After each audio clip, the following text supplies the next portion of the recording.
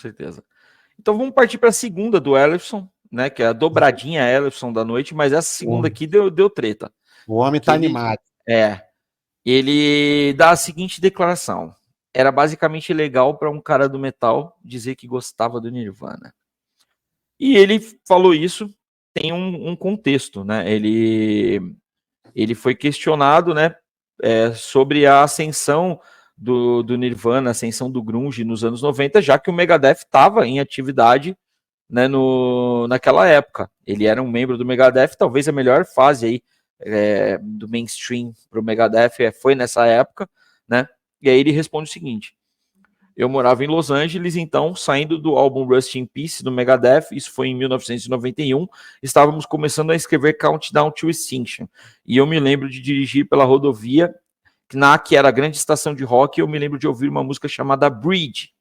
Eu pensei, isso é foda, que música ótima. Então descobri que era o Nirvana.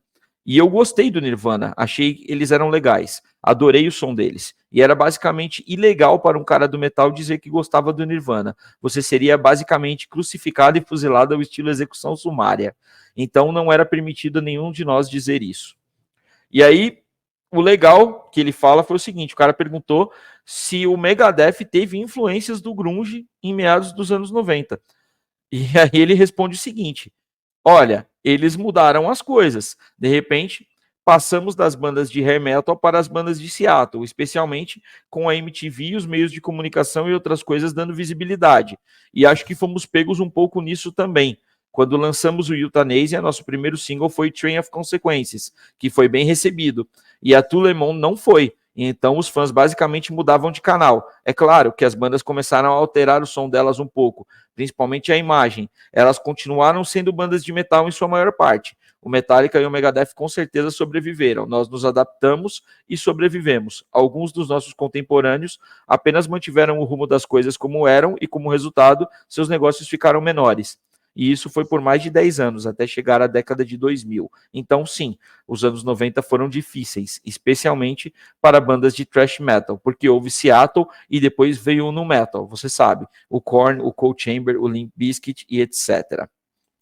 Cara, é uma declaração interessante, porque se você for parar para pensar, você já alguma vez tinha feito algum tipo de link do Euthanasia com o movimento grunge?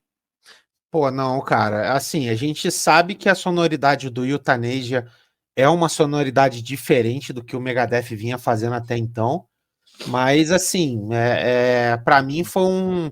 Para mim, se bobear. Para mim, se bobear. Só um minutinho.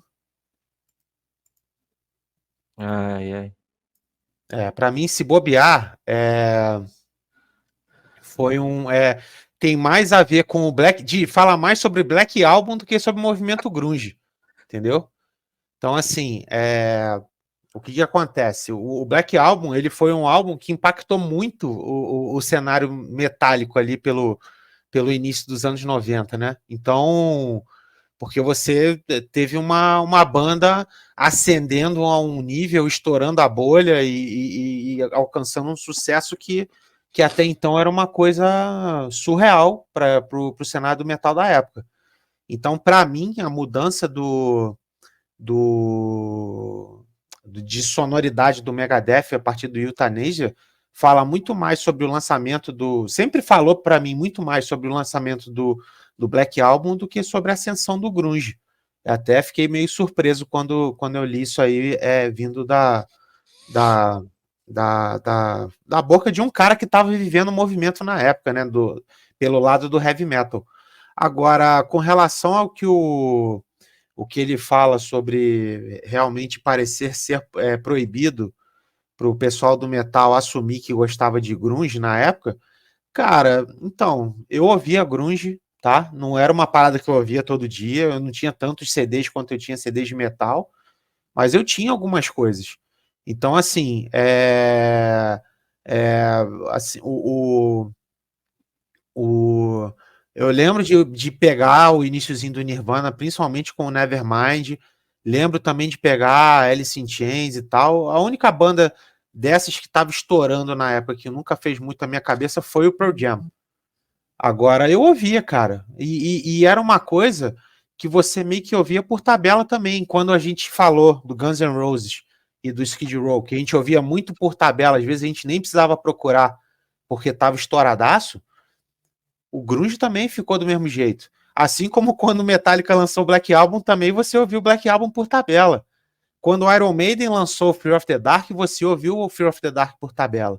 São discos que renderam muito comercialmente. E o Exatamente. grunge era um movimento que rendeu muito comercialmente. Entendeu? Ficou, basicamente, dominou a década de 90. Então, assim, eu entendo o que o grunge pode ter influenciado uma ou outra banda a mudar a sonoridade, mas, na minha concepção, o que tinha mudado um pouco o direcionamento do Megadeth sempre foi mais o Black Album, o lançamento do Black Album e o impacto dele no mercado e no heavy Assim, metal do que realmente o grunge, entendeu? sim. Talvez o Ellefson esteja adicionando mais uma camada aí que explique um pouco a fase do Megadeth, apesar E de que se o você Utah, for, e se apesar de você que, for parar para rapidinho, pensar, tá? termina, rapidinho, apesar de que o Euthanasia e o Countdown, que são dois discos bem diferentes do que você tinha antigamente, são excelentes discos, tá? Não desabonam em nada o que o Megadeth vinha fazendo. Só tem uma sonoridade um pouco mais leve, menos agressiva e com uma pegada um pouco mais comercial, mas também nada Sim, vendido, entendeu? sim. Mas o que eu ia dizer é o seguinte: se você pegar esses álbuns do Megadeth nos anos 90, foi a fase em que o Megadeth deixa de ser um exportador de elementos para outras bandas, para tentar pegar coisas de outras bandas e colocar na sua Com sonoridade. certeza. Né? Uhum. Você vê o Countdown é uma resposta ao Black Album, depois você tem o Euthanasia agora com essas nuances que o Ellison fala nessa notícia. O Critic Rights tem muita coisa moderna, já preparando a galera para um som que vinha na sequência ali. E o Risk a gente sabe o que aconteceu também. O Então, risco, assim, o risco foi a exacerbação dessa mudança toda, né? sim. Mas o Megadeth, o fato é, o Megadeth volta a ser Megadeth por ele mesmo, compondo músicas pro Megadeth sem se preocupar com o mercado, só no United Abominations. Deixa eu só Né? ler um comentário aqui. Eu acho que era o que eu ia pôr. Não. Eu ia botar esse aqui. Grunge obrigou. Cara, eu não diria que obrigou. Algumas bandas resolveram mudar o som por causa disso, tá? Outras não mudaram. São E, e, influências. e tem uma parada, cara, que o pessoal sempre fala: o metal morreu com grunge. Cara, não morreu. Algumas vertentes se enfraqueceram e outras não.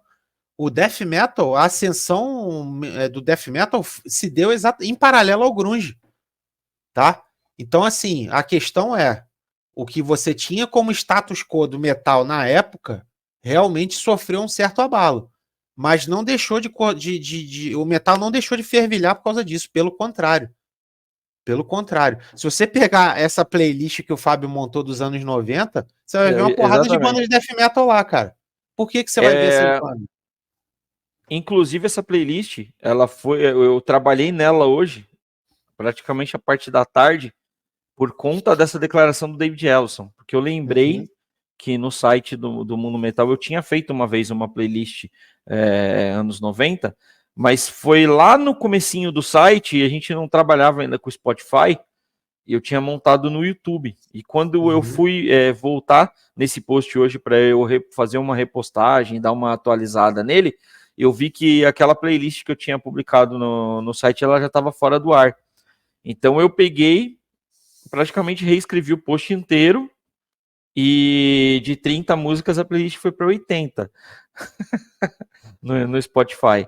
E quer dizer, então, porra, 80 sons, praticamente não repeti. Eu repeti acho que 5 vezes só. Tipo, tem 5 vezes tem músicas da mesma banda. Então são 75 bandas diferentes Uhum. lançando coisas boas nos anos 90. Então não dá para dizer que foi ruim. Isso porque a gente não. Pô, se dava para botar mais 80, E né? foi o que a galera tá falando aqui, cara. O Death, o Black e o Power cresceram nessa época. Sim. Entendeu? Como é que você vai dizer que o metal morreu com você tendo 3 subgêneros fortes nos anos Que a 90? galera tem essa ideia de que o grunge foi o grande vilão da coisa, por quê? Porque geralmente foi o que aconteceu foi o seguinte: você pegava o headbanger médio na época ali no começo dos anos 90, quando saíram as bandas de grunge que elas começaram a fazer sucesso, esse cara ele não gostou. Sim. Ele não curtiu as bandas de grunge, ele não curtiu o Pantera, ele não curtiu o Metallica no Black Album, ele não curtiu muita coisa que estava tocando ali e estava em evidência. Então ele escolheu o grunge como vilão, né? Mas a gente precisa entender que o metal ele nasceu no underground, teve ali uma ascensão e depois ele volta para o underground. E todas as vezes que o metal ramificou, apresentou grandes novidades, estilos e tal, foi quando ele estava lá no underground. E nos anos 90 não foi diferente. Se você tem um heavy e um thrash um pouco mais enfraquecido, mesmo assim tem muito bons lançamentos de heavy thrash, mas você tem o death, o black, o power, o prog, você tem muito estilo apresentando ali as suas grandes fases. Então, não dá para dizer que o metal morreu, jamais. Né? Isso é coisa de cara que não gosta do Nirvana. Eu não gosto do Nirvana. E eu até brinco no post lá da página. Eu escrevi que a fala do Ellison é que gostar de Nirvana era quase ilegal. Eu brinquei, né? E continua sendo. Mas é pra sacanear, não tem nada a ver. Eu gosto de Alice in Chains, que é grunge também. Olha uma coisinha que estava saindo aqui em 1990, olha, por exemplo. Olha que disquinho fraquinho. Então, assim, galera, você teve. Pois é, aqui, ó. O Jota levantou uma parada aqui. Nenhum estilo morreu com grunge. Isso é uma mentira. Van Halen não morreu, Aerosmith não morreu, Guns não morreu, Skid Row fez sucesso em meio ao grunge. Até o Poison lançou discos que venderam. Então, assim, o lance é o seguinte: você deixou de ter o foco do heavy metal em algumas vertentes, tá? Mas essas vertentes ainda continuaram produzindo coisas boas. E, além disso, olha aqui outro exemplo aqui, ó. Aqui, ó. Também. Da mesma banda. Então, assim, mesmo você tendo essa mudança de foco do heavy metal, você não teve enfraquecimento, pelo contrário. A gente fez uma live sobre o ano de 1991, não foi? Ou 92? Eu nunca 91, lembro. 91. A gente mostrou a quantidade de coisa foda que saiu nesse ano. E foi exatamente o ano que estava sendo impactado por Nirvana, Nevermind e por aí vai. Não foi 90, acho que foi 90, cara. Eu não lembro agora. Painkiller, Rust in Peace, Cowboys from Hell. Então, assim, foi uma década diferente, mas não foi uma década fraca, muito pelo contrário. O que você teve é uma quantidade maior de vertentes fazendo sucesso. O heavy metal continuou, o thrash metal continuou, e aí você teve a ascensão de power metal. Cara, você quer uma coisa mais anti-grunge do que o power metal? O grunge que prezava pela simplicidade da música, não tinha solo, não tinha porra nenhuma, e aí você tem a ascensão do power metal, que é um dos subgêneros com maior virtuose do heavy metal.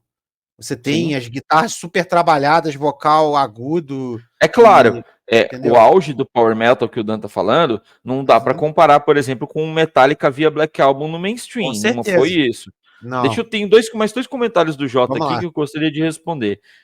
Ele fala que a única música que você pode tentar comparar com grunge é no Euthanasia, é a própria música Euthanasia, que é a mais arrastada e o riff parece meio grunge. Cara, não. Eu tava dando uma olhada aqui. I Thought I Knew It All é bem arrastadona. Sim. Aí, fora isso, você tem a Addicted to Chaos, que é uma das minhas favoritas, mas ela é mais arrastada.